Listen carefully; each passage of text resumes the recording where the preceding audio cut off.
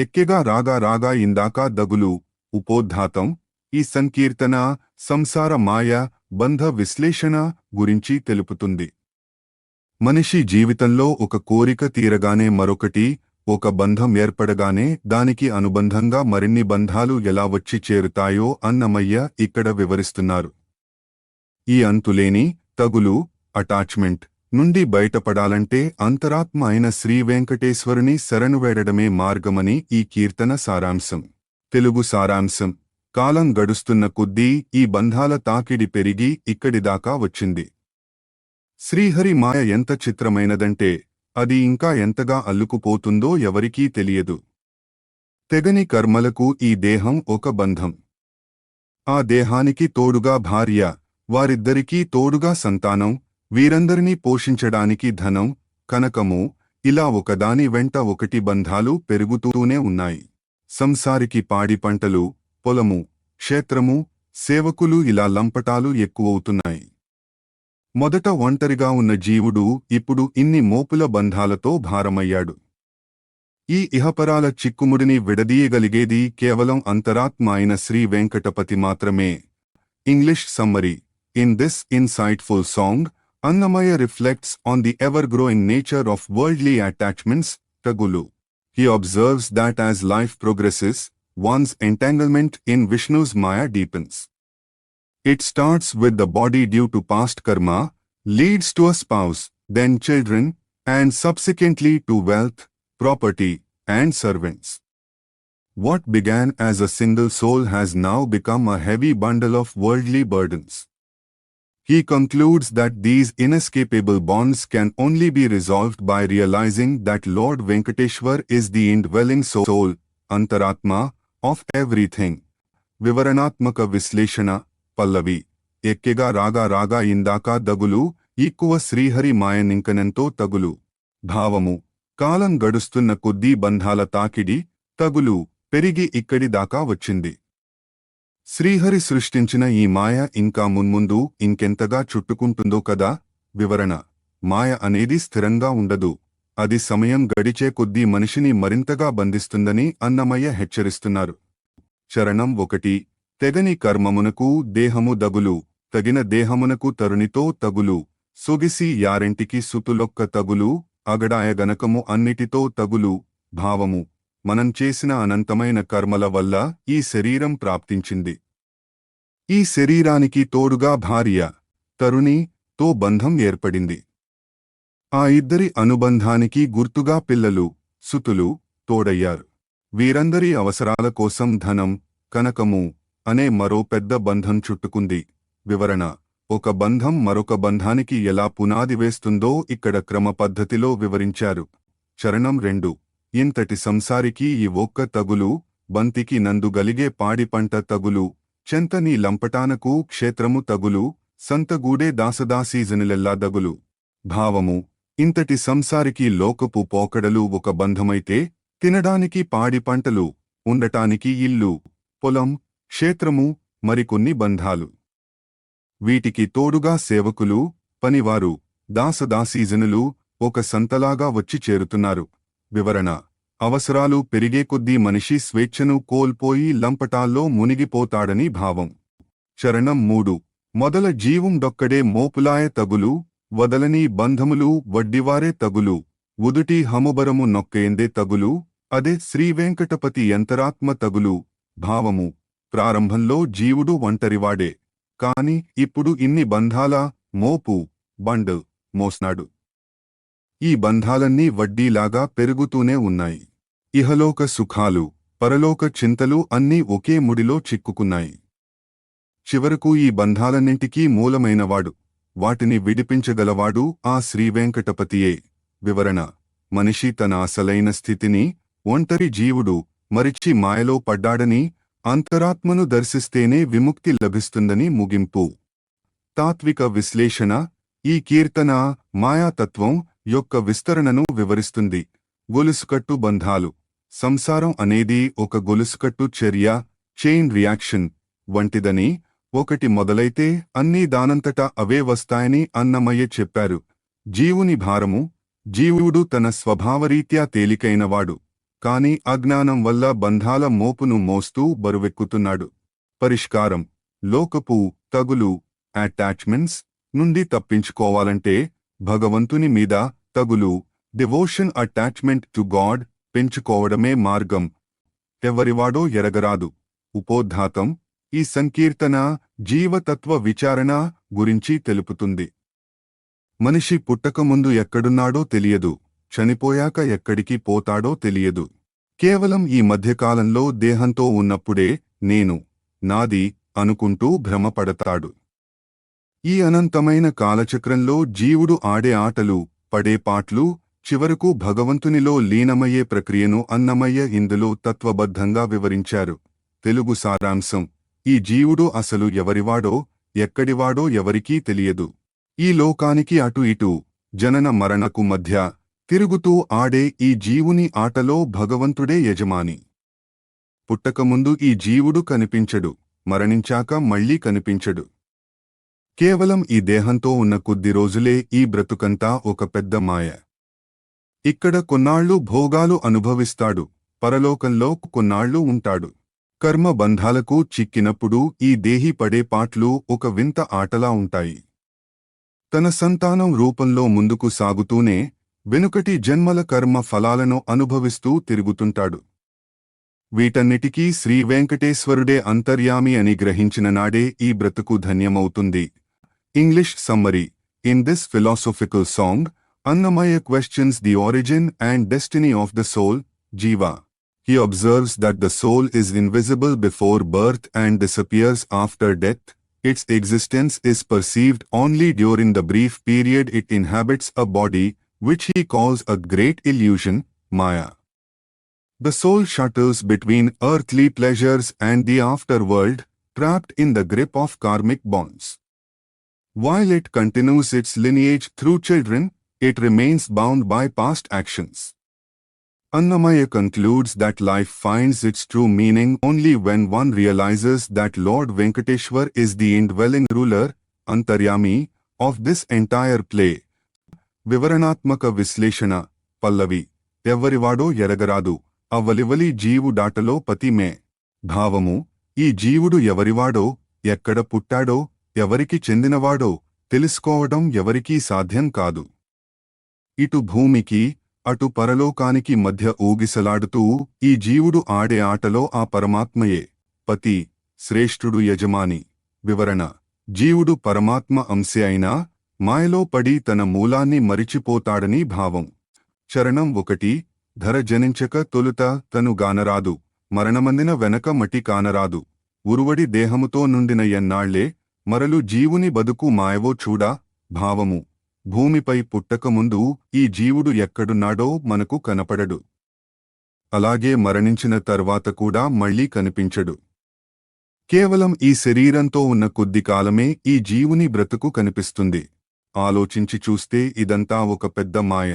వివరణ: పుట్టుకకు ముందు, మరణం తర్వాత ఉండే శూన్యాన్ని ప్రస్తావిస్తూ జీవితం యొక్క అనిత్యతను అన్నమయ్య ఇక్కడ గుర్తు చేస్తున్నారు. చరణం 2: ఇహములో భోగించు నిందు గొన్నాళ్ళు, మహిమ పరలోకమున మలయు గొన్నాళ్ళు. తహతహల కర్మబంధముల దగిలినయపుడే అహహ దేహికి పడుచులాటవో బదుకు. భావము: ఈ లోకంలో ఉన్నప్పుడు కొన్నాళ్ళు సుఖాలను అనుభవిస్తాడు. మరణించాక పరలోకాల్లో కొన్నాళ్లు గడుపుతాడు. తీరని కోరికలతో, కర్మబంధాలతో చిక్కుకున్నప్పుడు ఈ జీవుడు పడే ఆరాటం చూస్తే అది ఒక వింత ఆటలా, పడుచులాట అనిపిస్తుంది. వివరణ: సుఖదుఃఖాలు, జనన మరణాలు అనేవి జీవుడు ఆడే ఒక చదరంగం వంటివని అన్నమయ్య చమత్కరించారు. చరణం 3: సంతాన రూపమై సాగు ముందరికి, కొంత వెనకటి ఫలము గుడువదా దిరుగు. ఇంతటికీ శ్రీ వెంకటేశుడంతర్యామి, బంతి నితని గన్నదుకో బదుకు. భావము: తన వంశాన్ని సంతానం రూపంలో ముందుకు కొనసాగిస్తాడు. అదే సమయంలో గత జన్మల కర్మ ఫలాలను అనుభవించడానికి ఇక్కడ తిరుగుతుంటాడు. వీటన్నిటికీ మూల కారణం మనలో ఉండే అంతర్యామి ఆ శ్రీ వెంకటేశ్వరుడే. ఆ స్వామిని గుర్తించి దర్శించుకున్నప్పుడే ఈ బ్రతుకుకు ఒక సార్థకత, దుఃఖో ధన్యత లభిస్తుంది. వివరణ: కర్మల నుండి విముక్తి పొందాలంటే వంశాభివృద్ధి కంటే కూడా ఆత్మజ్ఞానం, దైవచింతన ముఖ్యమని ముగింపు. తాత్విక విశ్లేషణ. ఈ కీర్తన వైరాగ్య చింతన మరియు ఆత్మజ్ఞానాన్ని ప్రబోధిస్తుంది. అస్థిరత్వం. జీవితం అనేది రెండు చీకటి ఖండాల, పుట్టుకకు ముందు, చావు తర్వాత మధ్య ఉన్న చిన్న వెలుగురేఖ వంటిదని అన్నమయ్య వర్ణించారు. కర్మచక్రం. సంతానం ద్వారా భవిష్యత్తును, కర్మల ద్వారా గతాన్ని మోస్తూ జీవుడు ఎలా బంధీ అవుతున్నాడో ఇందులో చూడవచ్చు. ముక్తి మార్గం. ఇన్ని ఆటలు ఆడిస్తున్న సూత్రధారి ఆ శ్రీ వెంకటేశ్వరుడే అని తెలుసుకోవడమే జ్ఞానం. ఎంత భక్తవత్సలుడ విట్టుండవలదా. ఉపోద్ఘాతం. ఈ సంకీర్తన భక్త వాత్సల్య వైభవం గురించి తెలుపుతుంది. భగవంతుడు సర్వలోక నియంత అయినప్పటికీ తన భక్తుల దగ్గరకు వచ్చేసరికి ఆయన చాలా సామాన్యుడిగా, ఒక్కోసారి వారి సేవకుడిగా కూడా మారిపోతాడు. ఈ వింతైన గుణాన్ని అన్నమయ్య లోక ప్రసిద్ధమైన ఉదాహరణలతో బలి చక్రవర్తి, విభీషణుడు, అర్జునుడు, దేవకి ఈ కీర్తనలో అభివర్ణించారు. తెలుగు సారాంశం. ఓ శ్రీహరి, నీవు ఎంతటి భక్తవత్సలుడివి! నీ కథలన్నీ వింటుంటే చాలగా ఉన్నాయి. నీవు రాక్షస సంహారివి, అసురారి అనే బిరుదు పొందావు కాని అది బలి, విభీషణాదుల దగ్గర చెల్లదు. వారికి నీవు బందీవి, రక్షకుడివి అయ్యావు. లోకమంతా నీవే గెలుస్తావు కాని నీ దాసుల దగ్గరకు వచ్చేసరికి నీవు ఓడిపోతావు. అందరికీ ఈశ్వరుడివి, యజమానివి అయిన నీవు అర్జునుడి రథానికి సారథివై ఒక బంటులా పనిచేశావు. దేవతలందరికీ దొరవైన నీవు నీ భక్తులకు మాత్రం దాసుడవు. విశ్వమంతటినీ కడుపులో దాచుకున్న తండ్రివి అయిన నీవు దేవకీదేవికి కొడుకువై జన్మించావు. వేదాలకు అందవని బ్రహ్మమువైన నీవు మమ్మల్ని రక్షించడానికి శ్రీవేంకటాద్రిపై వెలిసిన దైవానివి. English summary. In this soulful composition, Annamaya extols the Lord's supreme quality of being Bhakta Vatsala, affectionate towards devotees. He highlights the paradox of the divine. The slayer of demons, Asurari, becomes a protector to Bali and Vibhishan. The unconquerable winner yields to his servants. The Lord of the universe serves as Arjuna's charioteer, and the father of the universe becomes Devki's son. Annamaya concludes that while the Vedas describe him as the unreachable supreme Brahman, for the sake of his devotees, he stands easily accessible as Lord Venkateshwar on Venkatadri. వివరణాత్మక విశ్లేషణ. పల్లవి. ఎంత భక్తవత్సలుడ విట్టుండవలదా, వింతలు నీ సుద్దులెల్లా వినబోతే నిట్టివే. భావము. ఓ స్వామి, నీవు భక్తులపై ఎంతటి ప్రేమ గలవాడివి! నీ గురించి వినే కొద్దీ అన్నీ వింతలుగానే ఉన్నాయి. వివరణ. భగవంతుడి స్థితికి, భక్తుల కోసం ఆయన దిగివచ్చే స్థితికి ఉన్న వ్యత్యాసాన్ని అన్నమయ్య ఇక్కడ ఆశ్చర్యంగా ప్రకటిస్తున్నారు. చరణం 1. ఇల నసురారియనే ఈ బిరుదు చెల్లే నీకు, బలి విభీషణాదుల పాలికే చెల్లదు. కెలసి అవులే నీవు గెలుతూ వెందరినైనా, తలచి చూడ నీ దాసుల కోడుదువు. భావము. భూమిపై నీకు రాక్షసులను సంహరించేవాడు, అసురారి అనే బిరుదు ఉంది. కాని బలి చక్రవర్తి, విభీషణుడు వంటి భక్తుల దగ్గర ఆ బిరుదు పనిచేయదు. బలికి కావలి కాశావు, విభీషణుడికి రాజ్యాన్ని ఇచ్చావు. లోకంలో ఎవరినైనా జయించగలవు కాని నీ భక్తుల ప్రేమ ముందు మాత్రం నీవు ఓడిపోతావు. వివరణ.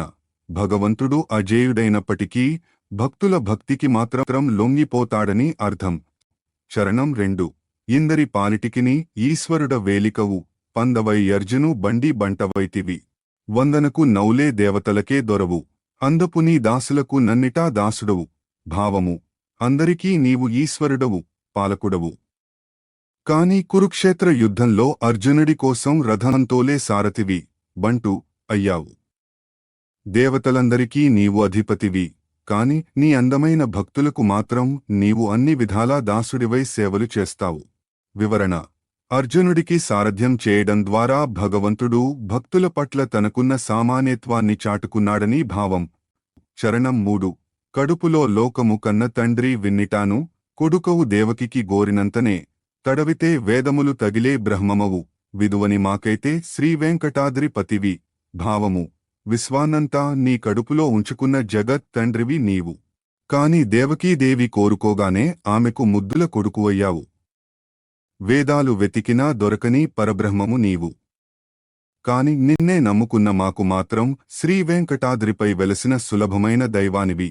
వివరణ: వేదాంతపరంగా నీవు ఎంత గొప్పవాడవైనా భక్తుల కోసం నీవు సామాన్యుడిగా అందుబాటులోకి వస్తావని అన్నమయ్య ముగింపు పలికారు. తాత్విక విశ్లేషణ: ఈ కీర్తన భగవత్ సౌలభ్యాన్ని, దేవుడు సులభంగా దొరికే గుణం వివరిస్తుంది. సౌశీల్యం: గొప్పవాడైనప్పటికీ సామాన్యులతో కలిసిపోయే గుణమే శ్రీహరి తత్వం. పరస్పర ప్రేమ: భక్తుడు భగవంతుడికి దాసుడు అయితే భగవంతుడు తన భక్తులకు దాసుడు అవుతాడు. అవతార పరమార్థం: కేవలం భక్తులను రక్షించడానికి, వారి కోరికలు తీర్చడానికే పరమాత్మ అవతారాలు ఎత్తుతాడని ఇందులో స్పష్టమవుతోంది. రాముడిదే లోకాభిరాముడితడు. ఉపోద్ఘాతం: ఈ సంకీర్తన రామావతార విశిష్టత గురించి తెలుపుతుంది. అన్నమయ్య శ్రీ వెంకటేశ్వరునిలో రాముని దర్శిస్తున్నారు.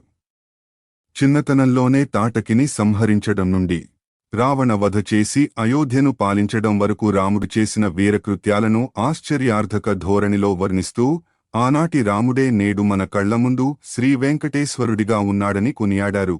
తెలుగు సారాంశం: లోకమంతటికీ ఇష్టుడైన రాముడు ఇతడే. పరశురాముని గర్వాన్ని అణిచిన వీరుడు ఇతడు. ఇంతటి చిన్నవాడా తాటకిని చంపింది? ఈయనే కదా సుబాహుని కొట్టి యజ్ఞాన్ని కాపాడింది? ఈ చిన్న చేతులతోనే కదా శివధనుస్సును విరిచి సీతమ్మను పెళ్లాడింది? మాయామృగాన్ని చంపి విరాధుని అంతం చేసి ఒక్క బాణంతో 7 తాటి చెట్లను పడగొట్టి వాలిని సంహరించిన కౌసల్యపుత్రుడు ఇతడే. సముద్రానికి వారధి కట్టి రావణుని సంహరించి సీతమ్మను తెచ్చిన పరాక్రమవంతుడు ఇతడు. అప్పుడు అయోధ్యను పాలించిన ఆ శ్రీవేంకటేశ్వరుడినే నేడు మనం ఇక్కడ చూస్తున్నాము. English summary: In this captivating hymn, Annamaya identifies Lord Venkateshwar as the legendary Lord Rama, the delight of the universe. He narrates the heroic deeds of Rama in a tone of wonder, defeating Parsurma's pride, slaying the demoness Tatki as a young lad, protecting Vishwamitra's sacrifice, and breaking Lord Shiva's bow to wed Sita. He further recounts the slaying of the golden deer, the destruction of Viradha, the felling of 7 sal trees, and the killing of Vali. Finally, he credits him with building the ocean, defeating Ravana, and ruling Ayodhya. Annamaya concludes that the same Rama is now standing before us as Sri Venkateshwar. Vivaranatmaka Visleshana Pallavi: Ramudide Lokabhiramuditadu, Gomuna Parasuramu Kopamarchanatare.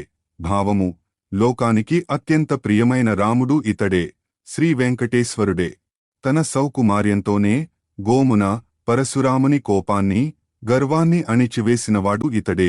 వివరణ: రాముడు శాంతమూర్తి అయినప్పటికీ పరశురాముని వంటి వీరుల అహకారాన్ని కూడా సులభంగా అణచగలడని భావం.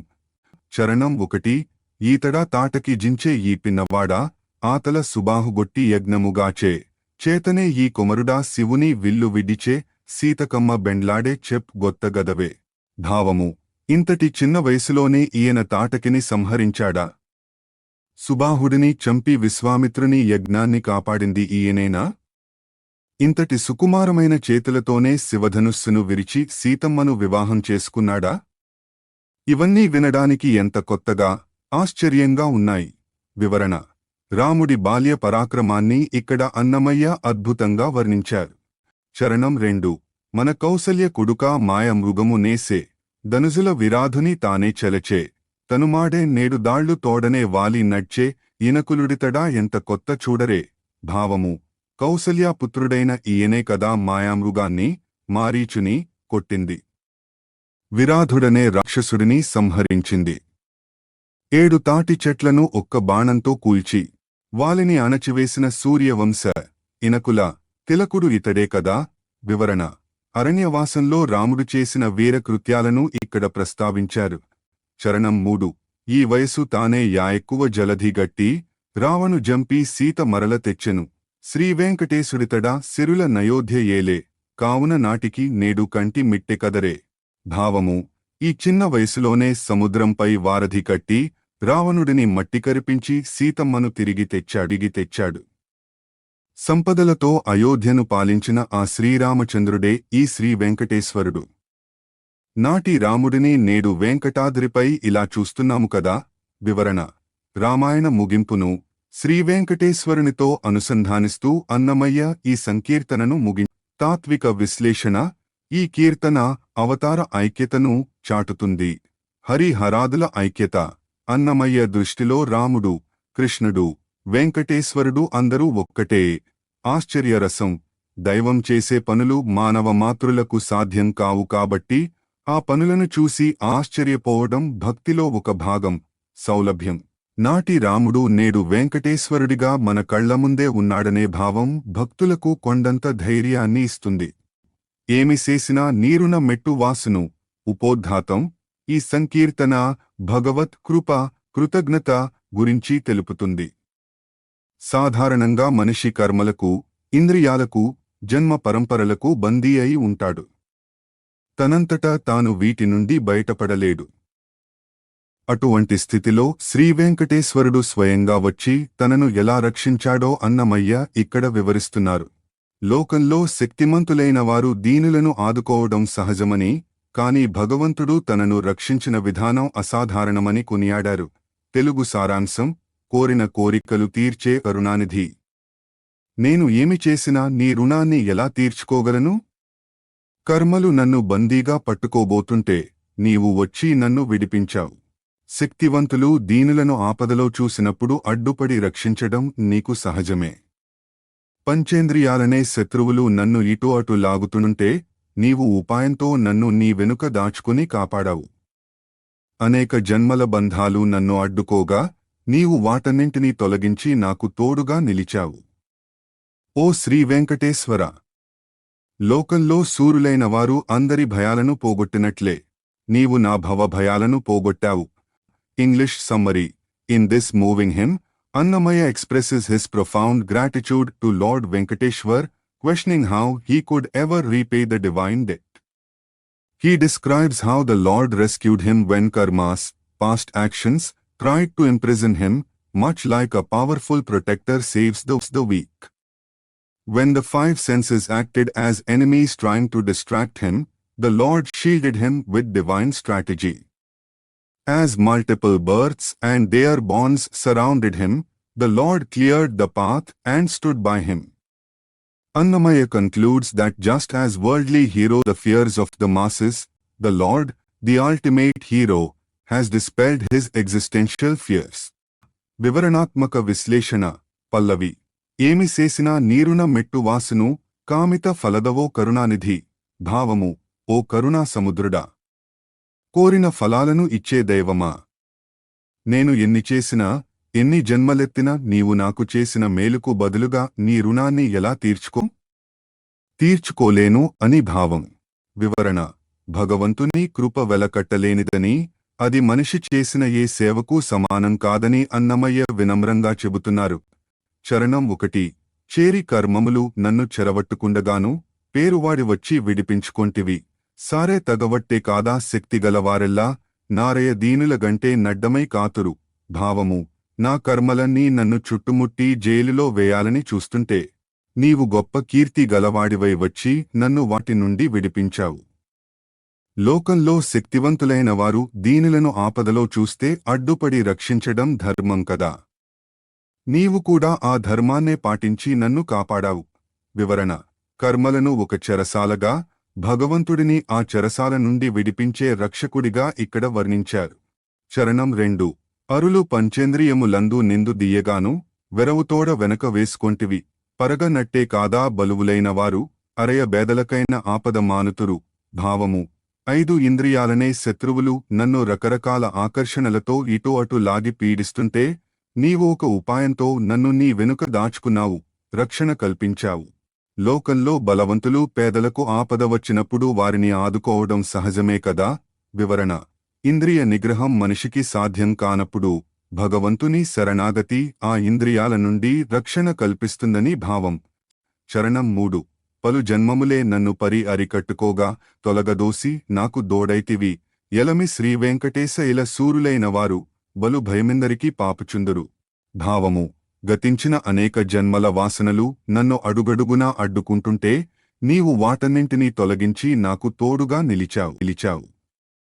ఓ శ్రీ వెంకటేశ్వర! ఈ భూమిపై శూరులైన వారు ప్రజలందరి భయాలను ఎలా తొలగిస్తారో నీవు కూడా నా సంసార భయాన్ని అలాగే పోగొట్టావు. వివరణ: పునర్జన్మల చక్రం నుండి భగవంతుడు మాత్రమే విముక్తి ప్రసాదించగలడని, ఆయనే అసలైన మహాసూరుడని అన్నమయ్య ముగించారు. తాత్విక విశ్లేషణ: ఈ కీర్తన రక్షకత్వ తత్వాన్ని వివరిస్తుంది. అసక్తత: జీవుడు కర్మలకు, ఇంద్రియాలకు లొంగిపోయి ఉన్నాడని, తనను తాను రక్షించుకోలేడని ఇది గుర్తుచేస్తుంది. దైవరక్షణ: భగవంతుడు కేవలం మోక్షాన్ని ఇవ్వడమే కాకుండా ఈ లోకంలో ఇంద్రియాల నుండి, కర్మల నుండి భక్తుడిని ఒక కవచంలా కాపాడతాడు. రుణానుబంధం: భగవంతుడు చేసే సహాయం నిస్వార్థమైనది, దానికి ప్రతిఫలం ఇవ్వడం జీవుడికి సాధ్యం కాదు. కేవలం కృతజ్ఞతతో ఆయనను స్మరించడమే మనం చేయగలిగింది.